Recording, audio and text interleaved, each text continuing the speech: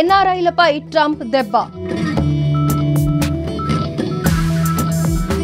ఏడాదికి 16,000 కోట్ల భారం. భారత్ పైనే ఎక్కువ ఎఫెక్ట్. నమస్తే, ఆంధ్రప్రభకి స్వాగతం. నేను ప్రియా కౌశిక్.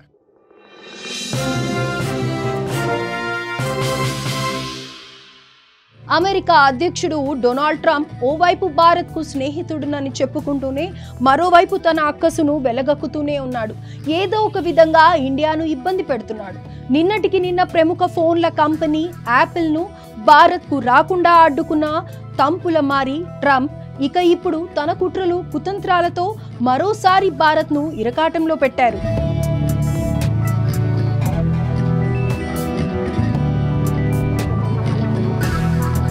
అమెరికాలో ఉన్న ఎన్ఆర్ఐలకు డొనాల్డ్ ట్రంప్ చుక్కలు చూపిస్తున్నారు. పలు దేశాలు ఆర్థిక పరిస్థితులను దెబ్బకొట్టే కుట్రకు తెరతీశారు. ఇప్పటికే వీసా నిబంధనలు కఠినతరం చేసిన ఆయన తాజాగా అమెరికా పౌరసత్వం లేని వారిపై పన్ను విధించాలని నిర్ణయం తీసుకున్నారు. దీంతో అమెరికాలో పనిచేస్తున్న ఇండియన్స్ పై అదనంగా ప్రతి ఏటా సుమారు 16,000 కోట్ల భారం పడనుంది.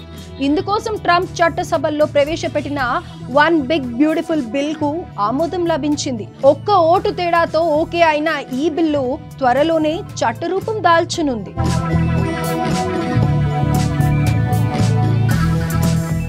ఇక 2023-24లో భారత్కు ఎన్ఆర్ఐల నుంచి మొత్తం $118.7 బిలియన్ అందాయి. ఇందులో 32 బిలియన్లు ఒక్క అమెరికా నుంచే సమకూరాయి. ఇప్పటి వరకు ఈ లావాదేవీలపై ఎలాంటి పన్ను విధించడం లేదు. కానీ ఇప్పుడు ట్రంప్ తెచ్చిన బిల్లు చట్టరూపం దాల్చిన తర్వాత 32 బిలియన్లపై 5% అదనపు పన్నును ఎన్ఆర్ఐలు చెల్లించాల్సి ఉంటుంది. ఇది వారి ఫైనాన్షియల్ ప్లాన్స్ పై ఎఫెక్ట్ చూపించే అవకాశం ఉంది. ఇక H-1B వీసాతో పాటు గ్రీన్ కార్డ్ హోదా ఉన్న వారంతా ఈ కొత్త ట్యాక్స్ ను కట్టాల్సిందే. ఇక ఈ బిల్లు జూలై నుంచి అమల్లోకి రానుందని తెలుస్తోంది.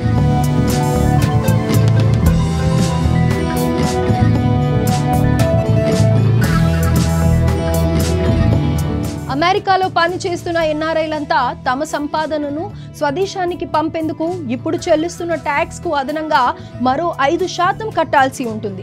ఇది మిగిలిన అన్ని దేశాల కంటే భారత్ పైన ఎక్కువ ఎఫెక్ట్ చూపిస్తుంది.